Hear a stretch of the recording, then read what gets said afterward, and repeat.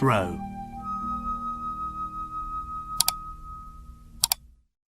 Chapter 1. Toby Remembers. My name is Toby. I'm an old man, 83 this spring. My house is right in the middle of Stratford-upon-Avon, and I can watch the street market from my window. But I live very quietly now. I'm just an old man sitting in a chair. I once knew the greatest man in England. For 30 years, I was his friend. I worked with him in the theatre, through the good times and the bad times. He was a good friend to me. He was also the best playwright, the best poet that ever lived in England. Will Shakespeare was his name. I saw all his plays in the theatre. People loved them. They shouted, laughed and cried, ate oranges and called for more. All kinds of people. Kings, queens, princes, great lords and ladies, poor people, the boys who held the horses, everyone. Will Shakespeare could please them all. He put me in a play once. Well, he used my name, Toby. Twelfth Night was the play, I remember. Sir Toby Belch. He was a big, fat man who liked drinking too much and having a good time. Queen Elizabeth I watched that play on Twelfth Night, the 6th of January, 1601. She liked it, too. Will's dead now, of course. He's been dead more than 30 years, and no one sees his plays now. The Puritans have closed all the theatres. There's no singing, no dancing, no plays. It wasn't like that in my young days. We had a good time in London, Will and I. I've no teeth now, and my hair has all fallen out, but I can still think and remember. I remember when Will and I were young. Just boys, really. Chapter 2. Stratford-upon-Avon. It was a sunny day in October 1579 when I first met Will, just outside Stratford, near a big field of apple trees. I saw a boy up in one of the trees. He had red hair and looked about 2 years older than me. "What are you doing up there?" I called. "Just getting a few apples," he said, smiling. "Those are Farmer Nash's apples," I said, "and he'll send his dogs after you if he sees you." "Mr. Nash has gone to market," the boy said. "Come on, they're good apples." The next minute I was up the tree with him. But Will was wrong. Farmer Nash wasn't at the market, and a few minutes later we saw his angry red face above the wall on the far side of the field. Will and I ran like the wind, and only stopped when we reached the river. we sat down to eat our apples. Will was 15 and lived in Henley Street, he told me. His father was John Shakespeare, and he had a sister, Joan, and 2 younger brothers, Gilbert and Richard. There was another sister who died, I learnt later.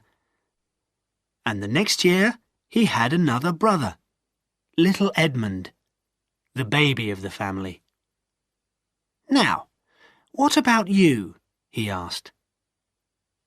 "There's only me and my sister," I said. "My parents are dead, and we live with my mother's brother. He's a shoemaker in Ely Street, and I work for him. What do you do?" "I go to Mr. Jenkins' school in Church Street," Will said. "Every day from 7 o'clock until 5 o'clock. Not Sundays, of course." I was sorry for him. "Isn't it boring?" I asked. "Sometimes. Usually it's all right." He lay back and put his hands behind his head. "But we have to read and learn all these Latin writers. I want to read modern writers and English writers like Geoffrey Chaucer." "Can you read?"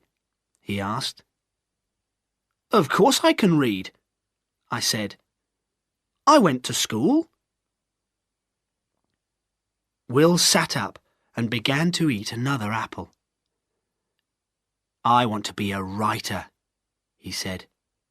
"A poet. I want that more than anything in the world." We were friends from that day until the day he died. We met nearly every day, and he taught me a lot about books and poetry and writers. He always had his nose in a book. When Will left school, he worked for his father in Henley Street. John Shakespeare was a glove maker, and he had other business too, like buying and selling sheep. But Will wasn't interested. "What are we going to do, Toby?" he said to me one day. "We can't spend all our lives making shoes and gloves." "Well," I said, "we could run away to sea and be sailors, sail round the world like Francis Drake." Drake sailed back to Plymouth in 1581, after his 3-year journey round the world.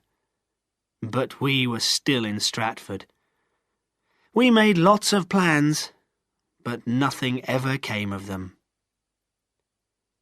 Will was still reading a lot, and he was already writing poems himself.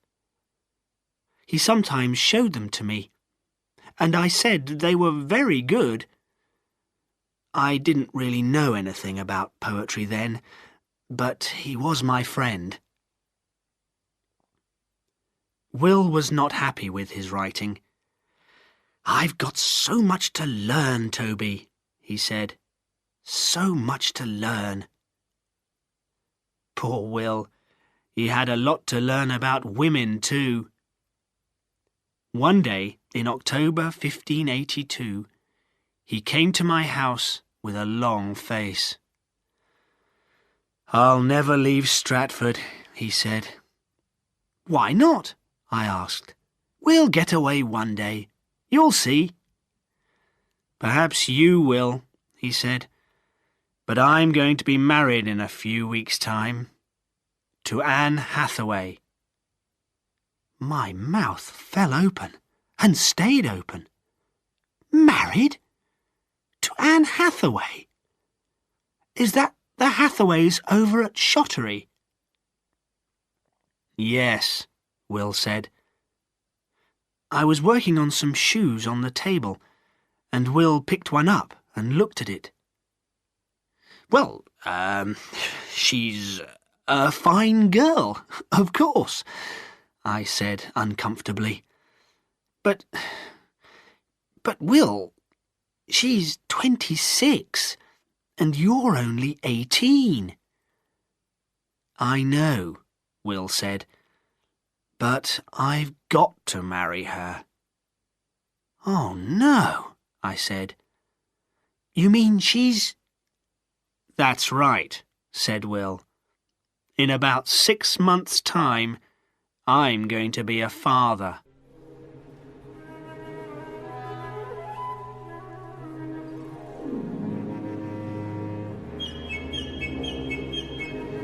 Chapter 3. The actors come to town. Will married Anne Hathaway in November, and she came to live in Henley Street. John Shakespeare was pleased that his oldest son was married, but I don't think Will's mother wanted him to marry so young. Families cost a lot of money, and John Shakespeare was having a lot of money troubles in those days.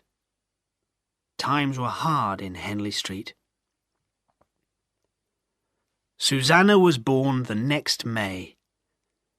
All babies looked the same to me, but Will was very pleased with her. "Look, Toby, she's got my eyes," he said happily. "She's going to be as beautiful as the Queen of Egypt, and as clever as King Solomon." "Oh, yes," I said. "All parents talk like that about their children. I don't believe a word of it." I didn't see much of Will's wife. I knew she didn't like me.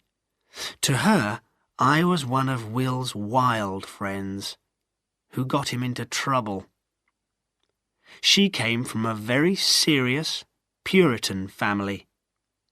Lots of church going, and no singing or dancing. Soon there was another baby on the way, and one evening in February 1585, I hurried round to Henley Street to hear the news. Will's sister, Joan, opened the door, and then Will came running down the stairs. "It's 2 of them," he said. "Twins, a girl and a boy. Isn't that wonderful?" Will had some good friends, Hamlet and Judith Sadler, and he called the twins after them.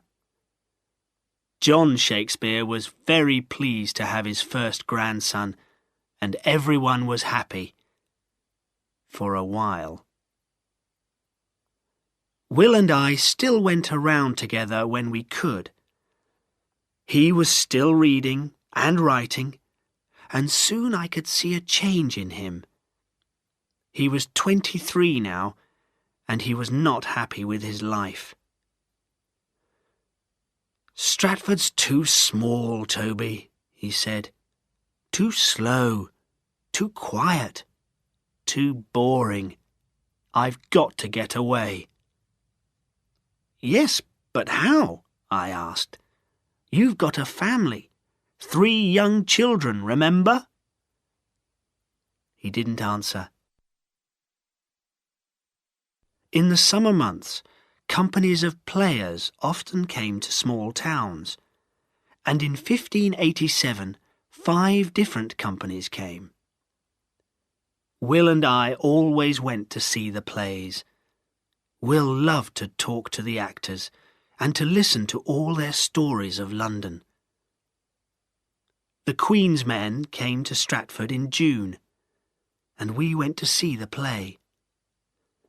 I don't remember what it was. I know that I laughed a lot, and that Will said it was a stupid play with not a word of poetry in it. "Why don't you write a play yourself?" I told him. "Write a play?" he laughed. "Anne would never speak to me again." I didn't say anything, and Will looked at me and laughed again.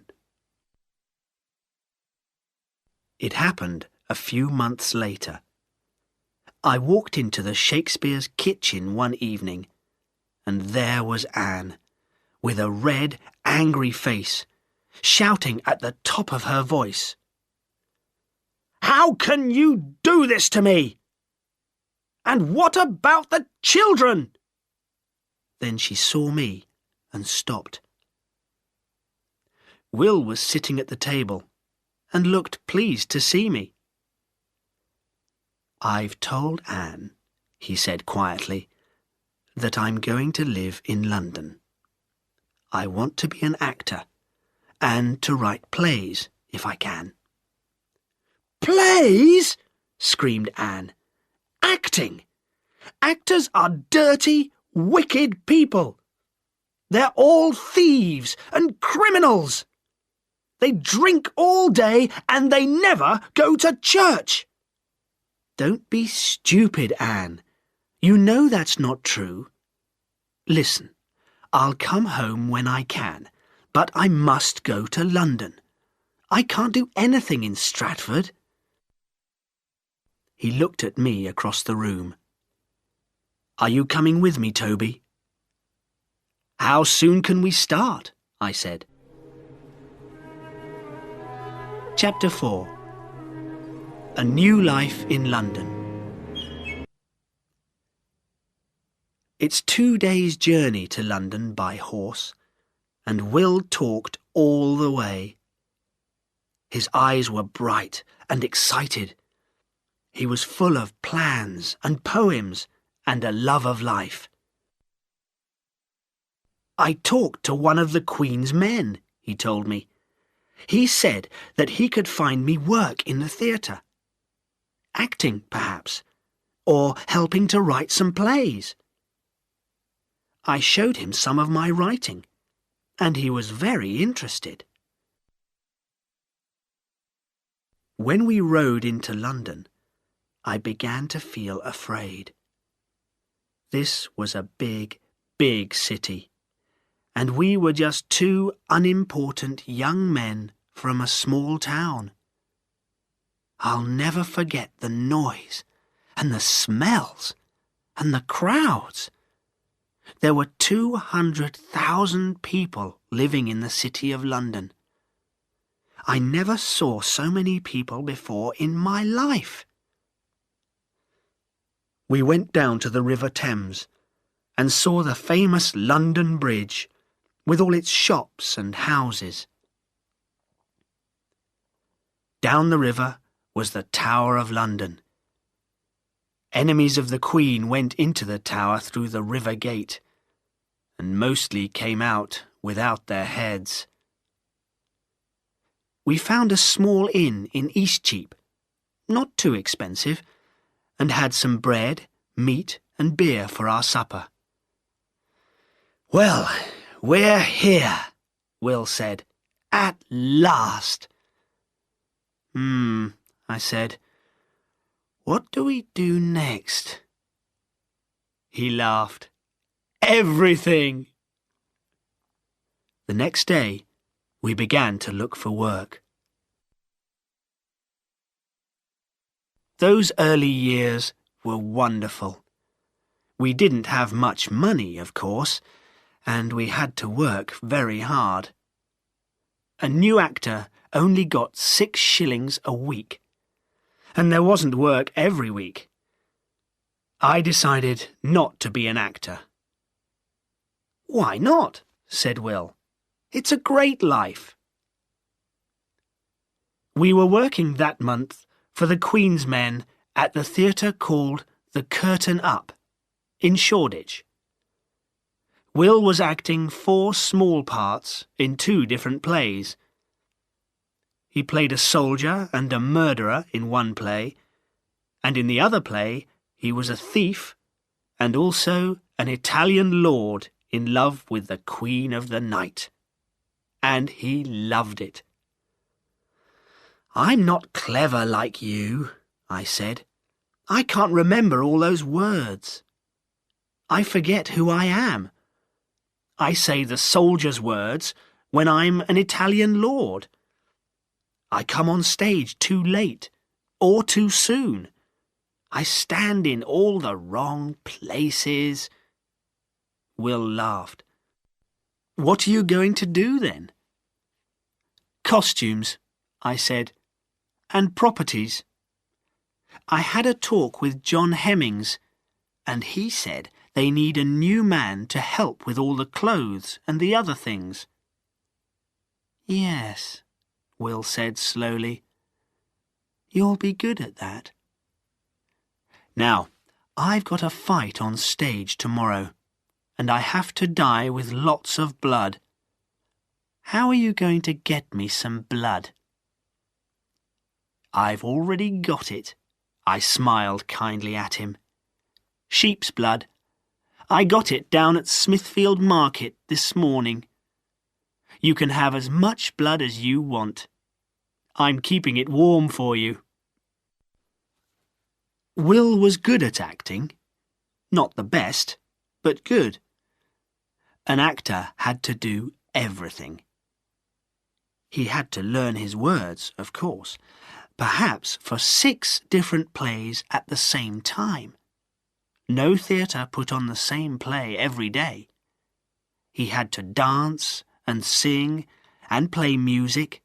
He had to jump and fall and fight, and the fights had to look real.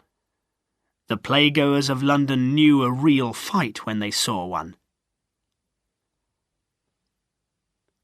John Hemmings of the Queen's Men taught us both a lot. He was a good friend, then and for many years. I had a lot to learn too. I learnt how to make shoes out of brown paper, how to clean the actors' hats with a bit of bread. Then they looked like new again. I ran all over London to buy the best hair for the wigs. I learnt how to make fish and fruit and a piece of meat out of wood and coloured paper. Will was busy day and night. I don't know when he slept. He was acting in plays, he was writing his own plays, he was reading books, he was meeting other writers, making friends. He was learning, learning, learning. One day, we were having a glass of beer with Richard Burbage at the Boar's Head in Eastcheap. Burbage was an actor with Lord Strange's men. He was very friendly with Will. "You've written 4 plays now, Will," he said. "They're good, and you're getting better all the time. And I'm getting better as an actor all the time. Come and work with Lord Strange's men at the Rose Theatre on Bankside. You can write for us." So we both went to the Rose. John Hemmings came with us, and Augustine Phillips. He was a good actor too. We worked harder than ever at the Rose. Plays were always in the afternoon, because of the daylight. We had rehearsals in the morning, and by lunchtime people were already coming across the river to get their places for the play. And more people came. By 1592, London was hearing the name William Shakespeare again and again. Chapter 5. The Plague Years. Will wrote his play Richard III for Richard Burbage, and it was a great success. Richard III was a wicked king, a murderer, but he was wonderful on the stage, with Burbage's great voice and fine acting. Soon all London was saying King Richard's famous words when his horse is killed in war. "A horse! A horse! My kingdom for a horse! All kinds of people came to see plays, and Will was making a lot of new friends. One day, after the play, he was talking to a young man outside the Rose. He was a very beautiful young man. A bit like a girl, perhaps, but still very good-looking. Later, I asked Will who he was. "The Earl of Southampton," Will said. "He's only 18, but he loves poetry and plays." "Isn't he a friend of the Earl of Essex?" I asked. Everybody knew the Earl of Essex. He was young and good-looking, and some people said that Queen Elizabeth was in love with him. I don't know about that. The Queen was 59 years old, and a very, very clever woman. But it was true that she liked to have good-looking young men around her, and the Earl of Essex was her favourite. Then. It all changed later, of course. "Yes, he is," said Will. "But I think Essex is a dangerous man. Henry needs better friends than him." "Henry, eh?" I said, surprised. "My word, do you really call him Henry, not Lord Southampton?"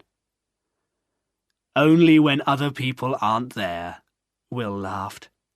"I'm still just an actor from Stratford, Toby. Not very important. Let's go and have a drink at the Boar's Head on our way home." Will was always like that, quiet, never shouting about himself to the world.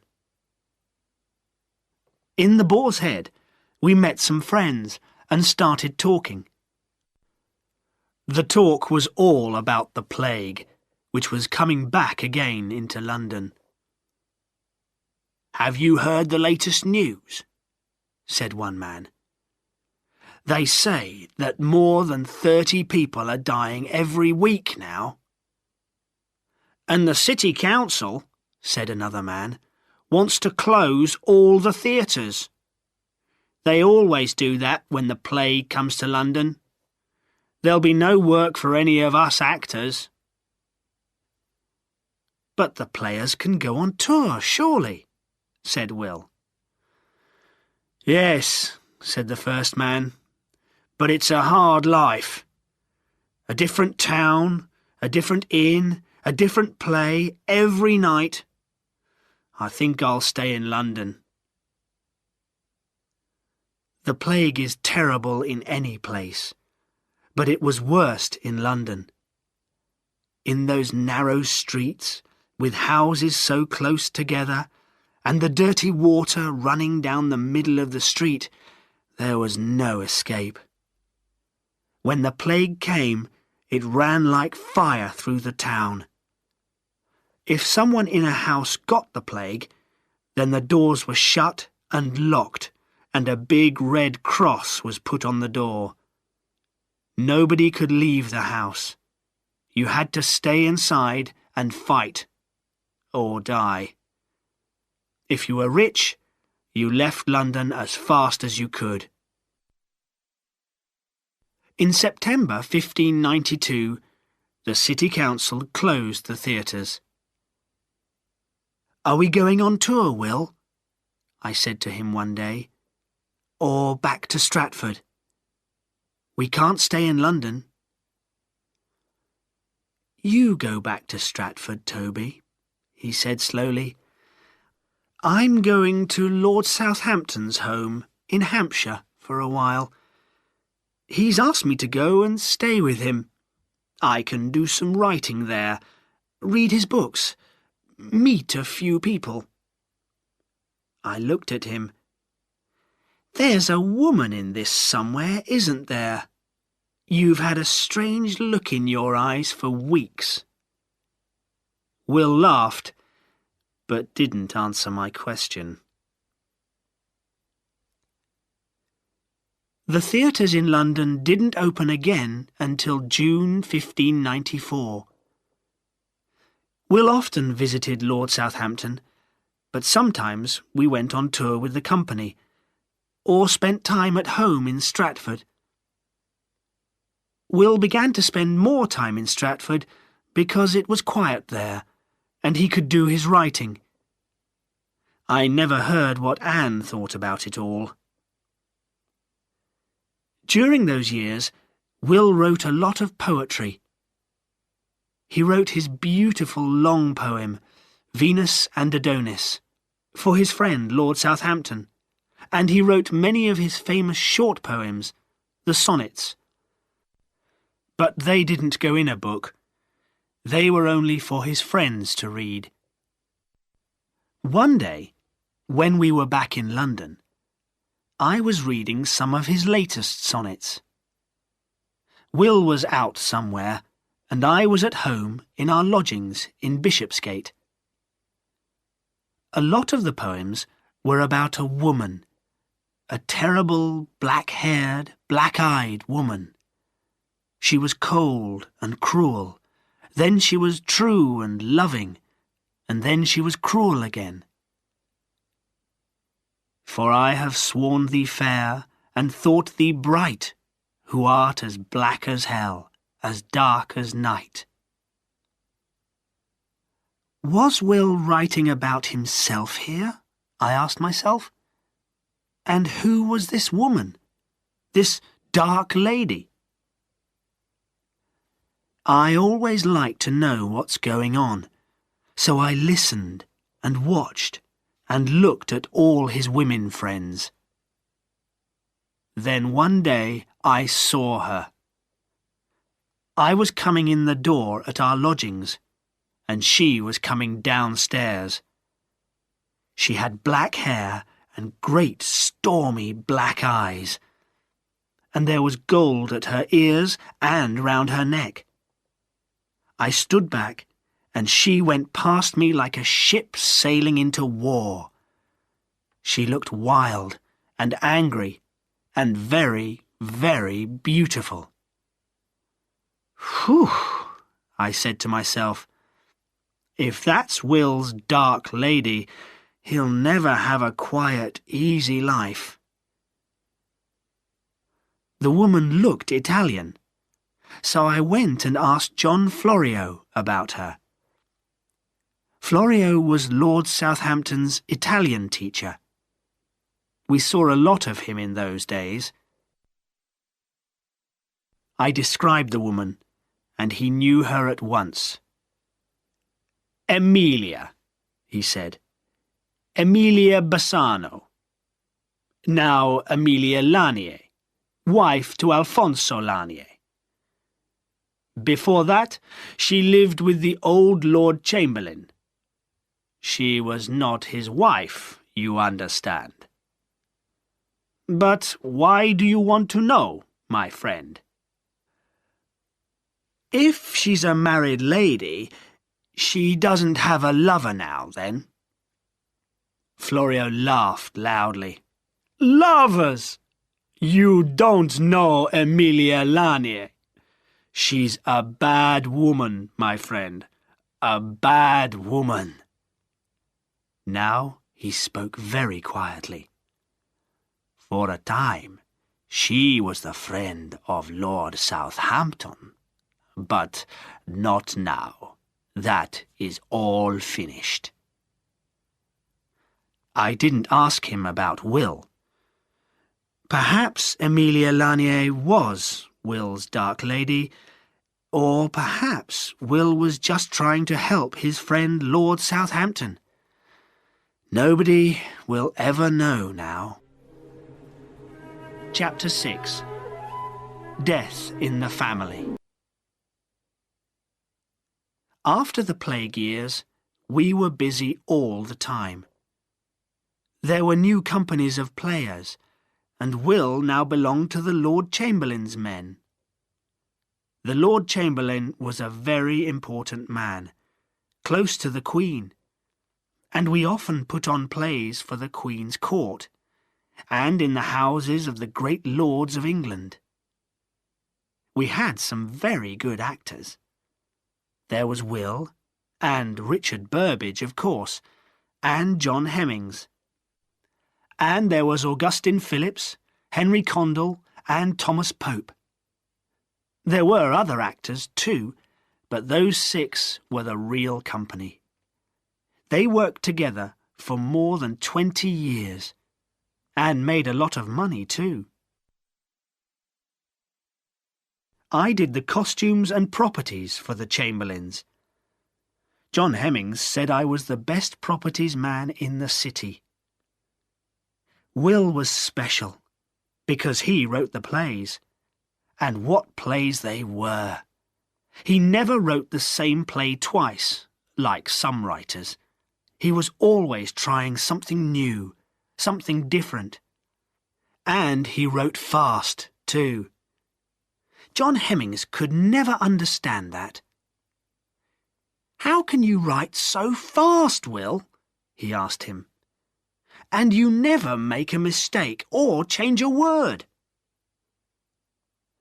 Will didn't really understand it himself. "It's all in my head," he said. "I think about it, and then it just comes out on paper." He wrote a play about love in 1595, young love. It was Romeo and Juliet. It was a very sad play, because the young lovers die at the end. But the playgoers loved it. They wanted to see it again and again. Will played the part of old Capulet, Juliet's father. One of the boy actors played the part of Juliet. There were no women actors, so boys played all the women's parts. Of course, Will never put real love-making on stage. He did it all with words, clever, beautiful words. And you forgot that the women and girls were really boys in dresses. Some of the boy actors were very good, and went on to play men's parts when they were older. We played Romeo and Juliet at Richmond Palace that year. We always played before the Queen at Christmas. She liked to see the new plays, and she paid us £10 a play. We often had to work through the night to get the stage ready in time, but it was exciting to be in one of the Queen's palaces at Christmas. There was a lot of singing and dancing and eating and drinking. Some years, Christmas began in November and didn't finish until February or March. The year 1596 began well, but that summer the weather was really bad. Cold, wet. It never stopped raining. And the plague began to come back into London. We were in Stratford for the summer, but I went down to Hampshire for a few weeks to do some business for Will about some sheep. Will didn't need me at home because he was busy writing his new play, A Midsummer Night's Dream. I came back to Stratford one wet August evening. The house in Henley Street was strangely quiet, and I went round the back and up to Will's room, his writing room, we called it. He was just sitting there, not doing anything, just sitting. "What's the matter, Will?" I said. "Where is everybody?" "At church." His face was grey, and his eyes looked empty, dead. "What's happened?" I asked. "What is it?" He looked at me. "Hamlet," he began. "Hamlet was ill last week, and he died yesterday. He was only 11, Toby, and he's dead." My boy. My only son. He's dead, Toby. Dead. He put his face in his hands. What can you say to a man when something like that happens to him? I sat down next to him and put my hand on his arm. We sat together, silently. I knew that Will loved that boy of his, red-haired, bright as a new penny, full of life, just like his father. After a while I said, "You'll have other sons. Anne's 40 already." Will's voice was tired. "She's had no children since the twins." "Well, now you've got 2 fine girls in Susanna and Judith.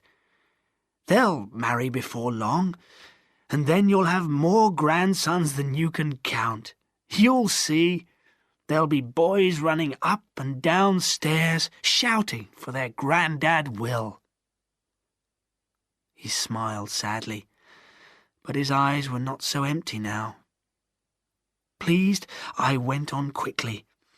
"And there are all your brothers, Gilbert, Richard, Edmund. They'll have sons too. The Shakespeare family will never die out. Think of the family, Will, the family." And he did. He was already a famous poet and playwright, but he was a family man too. The next year, 1597, he bought a new house for his family. It was a big, grand house called New Place, right in the middle of Stratford. It cost £60. A lot of money. And the townspeople began to say, "Mr. Shakespeare," not "Young Will the actor," or "John Shakespeare's boy." They were happy to do business with him, and to borrow money from him. Anne was very pleased with the new house. The wife of Mr. Shakespeare of New Place was an important person in Stratford, but she still didn't like Will's work. "Actors are wild, dangerous people," she often said to him. "I'm not interested in plays or the theatre, and I don't want to know anything about your work." But she liked the money, and the new house, and the new dresses, and the 6 fields of apple trees and the big farm north of Stratford that came a few years later. Will never talked much about Hamlet. Life goes on, and Will was busier than ever, but I know he thought about his son a lot. His grief was very deep inside him. A year or 2 later, I was talking to John Hemmings about the costumes for Will's new play, King John. John Hemmings was a family man. He had 14 children in the end. The noise in his house, shouting and laughing, coming and going. John was looking at the playbook. "You see this bit here, Toby?" he said. "Will's writing about his son, isn't he?" I read the words slowly and remembered Will's empty eyes that day in August. Grief fills the room up of my absent child, lies in his bed, walks up and down with me, puts on his pretty looks, repeats his words. Richard Burbage said once that Will's writing changed after Hamlet's death. Will still laughed at people in his plays, but he also felt sorry for them. Sorry for all the world, good and bad, rich and poor, young and old. and his people were real. No one was all good or all bad. There was a man called Shylock in his play The Merchant of Venice. This Shylock was a moneylender and a cruel man. Everyone hated him. But in the end, when Shylock lost everything, you had to feel sorry for him. He was just a sad old man. Perhaps Richard was right, and if anyone understood Will, it was Richard Burbage. Chapter 7. Queens, Kings and Princes. Every year we took more and more plays to court at Christmas. In 1598, one of Will's plays was Henry IV. A lot of the play was about the king's son and his friend Sir John Falstaff. Sir John was old, fat, lazy, drank too much, talked too much, laughed too much. But you had to love him. He was a great favourite with the London playgoers, and there were a lot of Falstaff jokes going round at the time. After the play, the Queen wanted to speak to Will. "Why? What have we done wrong?" John Hemmings said to me in a very quiet voice.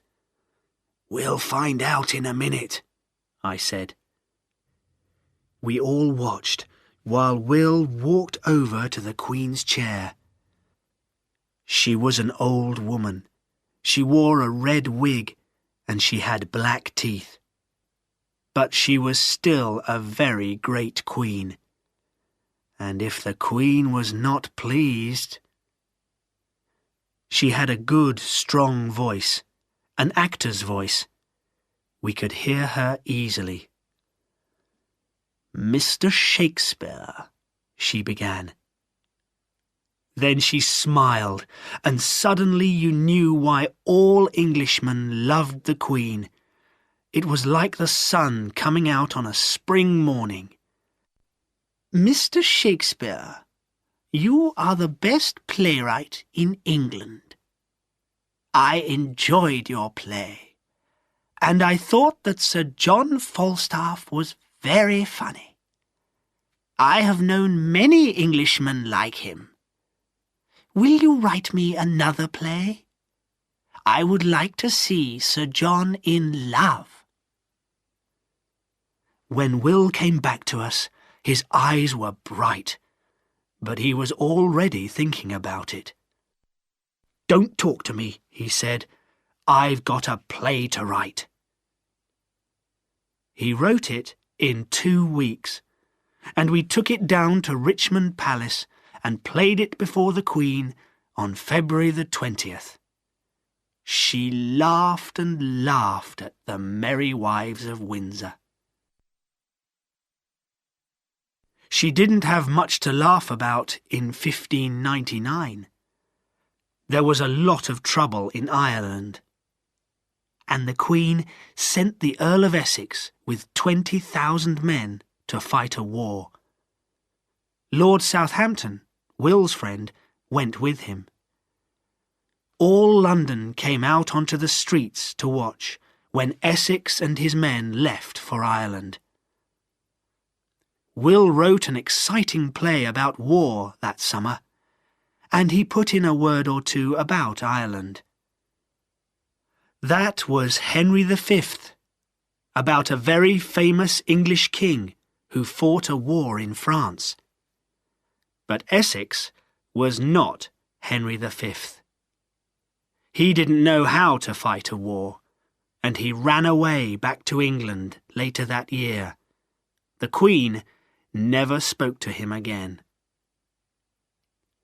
In September, we opened the Globe Theatre. It was a grand new building near the Rose. Will, Richard Burbage and the others paid for it themselves. It was the best playhouse in London, and soon the most famous. The other companies had good theatres and some good actors, but we had the famous Richard Burbage and the best plays. We put on 3 new plays by Will in the next year, and some plays by other writers. One of the new playwrights was Ben Jonson. He was a clever man, and he wrote clever plays. But people still liked Will's plays best. Ben couldn't understand it. He was always arguing with Will about how to write plays. He argued with everyone. He went to prison once because he killed a man in a fight. He was 8 years younger than Will, but he and Will were very good friends. Will's next play was Hamlet, Prince of Denmark. We all met one day in the Boar's Head to talk about it. There were 6 of us. Me and Will, Richard Burbage, Henry Condell, John Hemmings, and Augustine Phillips. Will put his pile of papers on the table and sat down. "Well," he said, "you've all read it. What do you think?" "It's very good," John Hemmings began, "but it's too long. It'll take about 4 hours in the theatre." "We don't have to use it all," Will said. "We can cut it down to 3 hours. Perhaps 2.5. Henry Condell picked up one of the papers from the table. "Look at this bit. When Ophelia is talking about Hamlet," he said. "Hamlet sounds like the Earl of Essex to me. Were you thinking of Essex when you wrote this?" Will smiled. "Perhaps," he said, "and perhaps not." "Richard will play Prince Hamlet, yes?" said Augustine. "Of course," Will said. "I wrote the part for him. He's our star actor. I'll play the ghost of Hamlet's father." He looked at me. "Hamlet will wear black, Toby, and Ophelia will wear white." Henry finished his beer. "It's a good story, Will, with good parts for us all. But will the playgoers like it? It moves very slowly, and they like a play to be fast and exciting. Prince Hamlet knows that his uncle Claudius murdered the king, his father, but he doesn't do anything about it for a long time. He just talks about it, and in the end, nearly everybody dies, one way or another." Augustine didn't agree with that. "You haven't understood the play, Henry. It is exciting, very exciting. The play is inside Hamlet himself. He wants to kill his uncle, but he can't. Murder is wrong. But he must kill him, because of his father. We can all understand how he feels." All this time, Richard Burbage was silent. He was reading bits of the play again. Now he put down the paper in his hand and looked up. His eyes were bright, excited. "Have any of you really listened to the language of this play? This is your best play yet, Will. The best of them all. Just listen to the language, the poetry." He stood up, and his great voice filled the room. "To be or not to be, that is the question." We sat and listened silently while that wonderful voice brought the words to life. Will watched him, smiling. He knew that Richard, like him, was in love with words. To die, to sleep, perchance to dream. Aye, there's the rub. For in that sleep of death, what dreams may come when we have shuffled off this mortal coil must give us pause. Richard Burbage was right, of course. The people loved the play. They loved Burbage as Hamlet, they cried for poor Ophelia's death, and they shouted for the murderer Claudius to die. I think it was Will's most famous play. Chapter 8. A Scottish King for England. Will's father died in September 1601. In his last years, John Shakespeare was a happy man. His son was famous, and the Shakespeare family was important again in Stratford. But there weren't many children in the family. Will's sister, Joan, was married and had a little boy, but Will's brothers didn't have any children. Susanna, Will's older daughter, was now 18, and Will said to her one day, "We must find you a husband soon, Susanna." But Susanna shook her head. "Oh, I don't want to be married, father, thank you." We all smiled at that, because there was already a young man who was often a visitor at New Place. That was John Hall, a clever young doctor. Will liked him.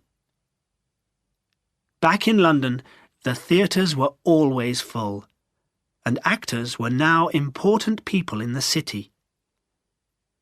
Will and I were now living in very fine lodgings in Silver Street, with the Mountjoy family. The Globe and the Lord Chamberlain's men were doing very well, and the older actors in the company were making money, and buying houses and land. But some people still thought that actors were dangerous, wicked people. Then Queen Elizabeth died, on the 24th of March, 1603, at Richmond. I remember the day well. The theatres were closed. You can't have plays when a queen is dying. And we were all at Henry Condell's house. He and John Hemmings lived very near our lodgings, in Cripplegate. We were all very worried. The new King of England was James I. He was already King of Scotland, and he had a young wife, Queen Anne of Denmark, and 3 young children.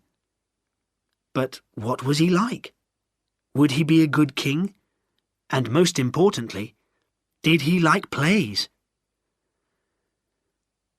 "If King James doesn't like plays," said Henry Condell, "we're finished. There are already a lot of Puritans on the London City Council, and they'd love to close the theatres down." Henry always looked at the black side of everything. "Well, he's written a lot of books himself," said Will. "Perhaps he'll be interested in plays too. We'll just have to wait and see." We didn't have to wait long. On the 19th of May, I was underneath the stage in the Globe. I was trying to mend a broken door in the floor of the stage. We used this door when a ghost came on or went off in a cloud of smoke. Suddenly, I heard feet running across the stage. I looked up through the hole and saw Will and John Hemmings and Richard Burbage. They were all very excited. "Listen to this, Toby," said Will. He was holding a piece of paper in his hand. "It's a letter from King James. From today, we are the King's men. We're working for the King himself, and he wants to see all the plays." "We're going to have new red coats to wear when we go to court," Richard said. "And," John said, "he's going to pay us £20 for every play at court. What do you think about that, Toby?" We were all laughing and smiling now. "Well, John," I said, "if we're so rich, can I have a new door? I can't mend this one again.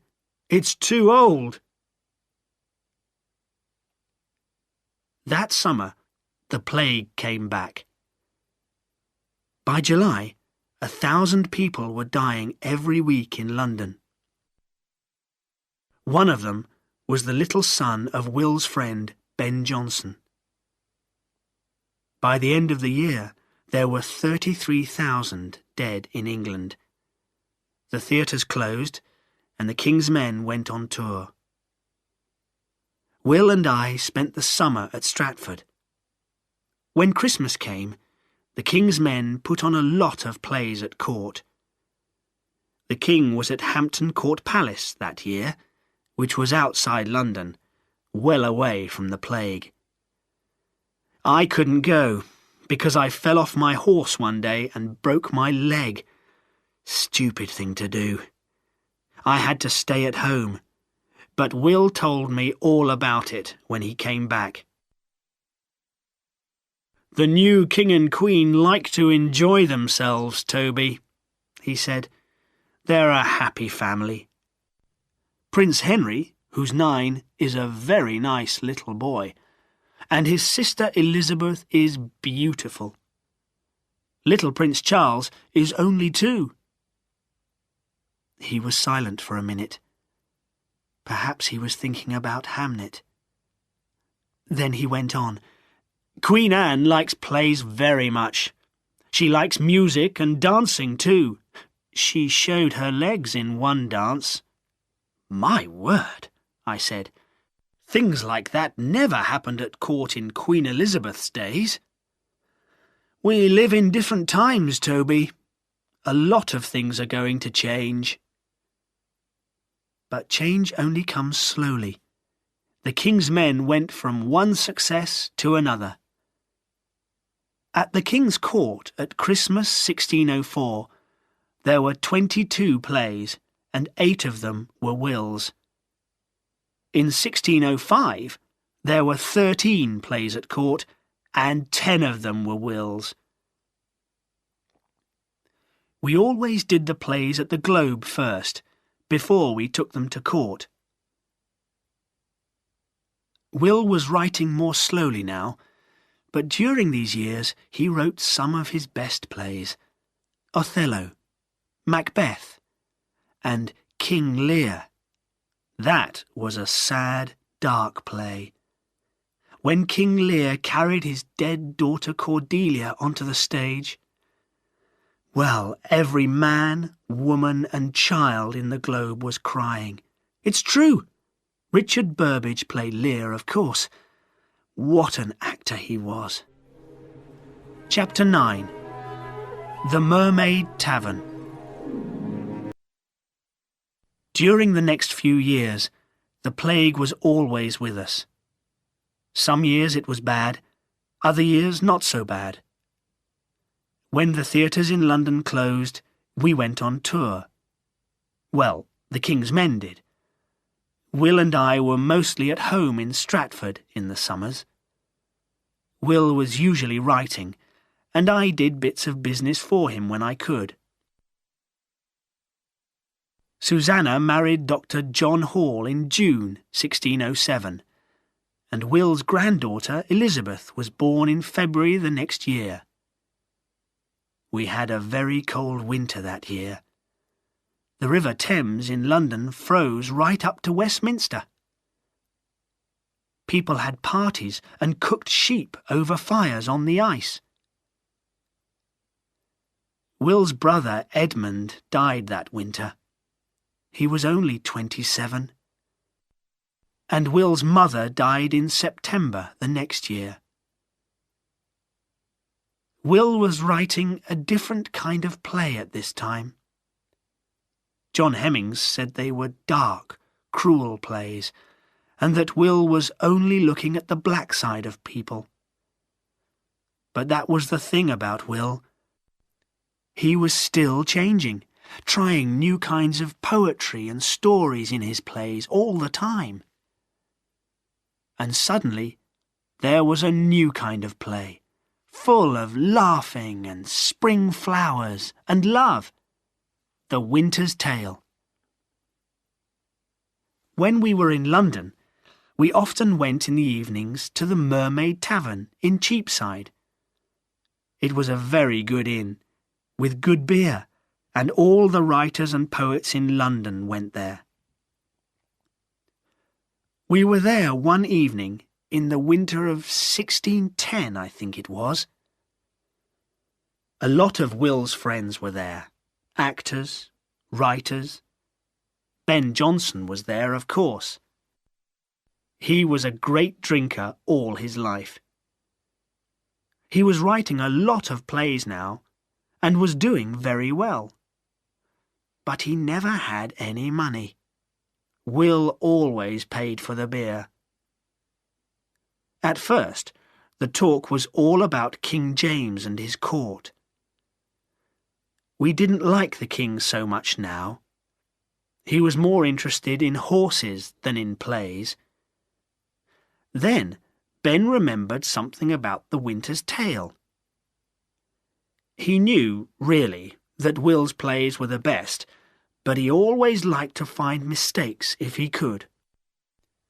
"Now, why did you put Bohemia by the sea, Will?" he said. "Bohemia's in the middle of Europe. There's no sea for 100 miles, you stupid man." "Your plays are very clever, Ben," Richard Burbage said, "but they smell of the schoolbook. Don't they, Will?" Will laughed. "How many people are going to worry about that, Ben? What does it matter? They liked the play at court. The Queen said it was a very sweet play. And the King—" "The King!" Ben said loudly. His face was red and angry. King James sometimes fell asleep during Ben's plays. "The King," he went on excitedly, "is a very stupid man. I told him. I said it to his face. Sir, you don't understand poetry." John Hemmings laughed. "Oh, my word," he said. "What a terrible man you are, Ben. I don't know how you've lived so long." Will laughed too, but he said, "Ben, you must be careful. You don't want the king to be your enemy. Don't forget that he pays twice as much as Queen Elizabeth did, and sees twice as many plays." "Money?" shouted Ben. He loved to argue about anything. "We're poets and actors, not businessmen. What does money matter?" "It puts bread and meat in your stomach and a coat on your back," said Will, drinking his beer. "And you're the first to shout if you haven't got any money." Ben banged his beer glass on the table. "Now listen, Mr. William Shakespeare of Stratford, with your fine big house and your expensive horses. You wrote in your play King Lear that money was—" "Oh, do stop it, you two," John Hemmings said. He turned to talk to me, but a few minutes later Ben was arguing about another of Will's plays. "And what about Antony and Cleopatra? What kind of writing is that? You never know which place you're in. One minute you're in Egypt, the next minute you're in Rome, then you're at sea on a ship, then back in Egypt again." Richard Burbage didn't like that. "You're wrong again, Ben. It's only you who can't follow the play. You think Londoners are stupid, but they understand more than you do. And another thing." I decided to go home to bed. Ben's a fine man, But he does talk so much. He goes on and on. When I left, he was calling for more beer. I knew they would be there in the Mermaid for most of the night. Chapter 10. Back to Stratford. "You're losing your hair, Will," I said to him one day. "We're both getting old, Toby," he said. "There's no escape from it. Old and tired." "Don't talk like that," I said. "You're only 47. There's still some life in you yet, and another 20 plays. "No," he said slowly. "No, I think the poetry is nearly finished. I'm getting tired, Toby. I need a rest. I think The Tempest is going to be my last play. I'm saying goodbye to the stage. Times are changing, and people want a different kind of play now. There are lots of new, younger writers who know how to please the playgoer. I'm not modern anymore." He never usually talked like this, and I didn't like it. "There's only one Will Shakespeare," I said, "and he'll always be modern. Now, I must get on. I've got to go out and buy all the cloth for the new costumes in The Tempest." "Why did you have to put it on an island? When the ship goes down, the actors all have to come on stage in wet clothes. It takes a day to dry the costumes, so that means 2 lots of clothes for everyone, wet and dry." That brought him back to life. "Can't you read?" he said crossly. "If you look at Gonzalo's words in Act 2, Toby, you'll see that it's a magic island, and their clothes stay dry all the time, so they'll only need 1 lot." I laughed, and then he laughed too. But it was true. He was tired. I could see it, and others could see it too. But the company was always wanting new plays, and we had 2 theatres now. There was the Globe, and now we had the Blackfriars Theatre.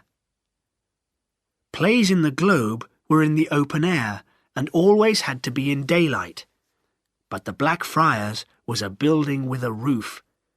We could put on plays in the evenings and in any weather. It also made more money, because every playgoer had a seat and paid a shilling for it. In the Globe, they paid a penny to stand. In February 1612, Will's brother Gilbert died in London, and just a year later, his brother Richard died in Stratford. That was in February too. Will was the oldest brother, and he was the only one still alive. We spent most of our time in Stratford these days. Will didn't act in plays now. He went to rehearsals for his new plays, of course, but he was always happy to hurry home again. We were riding back to Stratford in the spring of 1613 and stopped for the night at the Crown Inn in Oxford. Will was very friendly with the landlord, John Davenant, and his wife, Jane. The next morning, when we left, their little son, William, came running out to say goodbye to his good friend, Mr. Shakespeare. He was a bright boy, about 7 years old, with much the same colour hair and eyes as Will. Will talked with him for a few minutes, then gave him a penny. Later, when we were riding along the road, I said, "The last time we were in Oxford, I heard some talk in the town. Someone said that you were the father of Jane Davenant's son." Will laughed. "Well, well," he said, "people say that, do they? What will they say next?" Jane's a nice-looking woman. I looked at him out of the corner of my eye. Isn't she? Come on, Toby. You know that Jane is a good wife to John. He was still smiling. You mustn't listen to stories like that. I never believed that story myself, but many years after Will died, William Davenant told a lot of people that he was Shakespeare's son. But how did he know? His mother wouldn't tell him. Will was happy to get home, to see his daughters and John Hall and little Elizabeth, who was just 5 then. He was happy to see Anne, I think. He never said much to her, nor she to him. But after more than 30 years together, you've already said everything, haven't you? I think Judith was Will's favourite daughter. Susanna was brighter and cleverer, but Judith was Hamlet's twin, and Will still remembered his son. He wanted a son or a grandson so much. Judith was 28 now, and still no husband. But Will told her not to hurry. She must find the right man first. Will worked hard all his life, and I think it was all for his family. I remember some lines from his play The Tempest, when Prospero is talking to his daughter Miranda. I have done nothing but in care of thee, my dear one, thee, my daughter. Chapter 11. The Last Years. Will did write another play, of course. That was Henry VIII. And he wrote it because the king's daughter, Princess Elizabeth, was getting married. The king's men had to have a new play for a special day like that. We were in London for rehearsals at the Globe, and the actors put on the new play for the first time on the 29th of June, 1613. I remember the date well. It happened soon after the play began. Richard Burbage was on stage, and he suddenly looked up and stopped in the middle of a word. "Fire!" he shouted. "The theatre's on fire!" Wooden buildings burn fast, and Henry Condell shouted, "Everybody out! Quickly!" The crowd of playgoers began to hurry to the doors, and I ran round to open them. We could all see the smoke now, and John Hemmings shouted to Will, "The playbooks! We must get the playbooks out!" Everybody got out, and no one was hurt. One man's coat caught fire, and his friend put the fire out with a bottle of beer. But the Globe burnt right down to the ground in an hour. Poor old John Hemmings just stood there and cried. But you can't kill a theatre that easily. A year later, there was a new Globe in the same place, bigger and better than the old one. People said it was the finest playhouse in England. We didn't often go to London in those last years. Will was happy at home in Stratford with his family. He had time for his garden, time to talk to his Stratford friends, time to play with his granddaughter, Elizabeth. He read his plays again, and he and I talked and laughed about the old days. Judith got married at last in February 1616. She was 31 then, and married a man called Thomas Quinney, who was 26. Will wasn't too happy about it. "Judith loves him very much," he said quietly to me, "but I'm not sure about him. I think she's making a mistake." He was right, of course. Will was usually right about people. Thomas Quinney was lazy, drank too much, and went with other women. But Will didn't live to find that out. In March, he went to London for a party at the Mermaid Tavern. Ben Jonson was now the playwright for the court of King James. The king was paying him some money every year, and Ben wanted to give a party for his friends. It was a good party, I heard, but Will caught a fever, and then rode home through the cold spring rain. When he got back to New Place, he was not a well man. He died on the 23rd of April, in the year 1616. They put his body in Holy Trinity Church, down by the River Avon. It was a bright, windy day, I remember. Ben Jonson came down from London and cried in the church. He was a wild man, was Ben, always fighting and arguing about plays and poetry, but he loved his friend. He came up to me outside the church. "Toby," he said, "Will was a good, true man, and I loved him. We'll never see another poet like him in England." Chapter 12. England Will Remember. Well, all that was 33 years ago. I'm an old man, and everyone is dying around me. And Shakespeare died in 1623, and John Hall went about 12 years later, fighting the plague. Susanna's still alive, and Judith.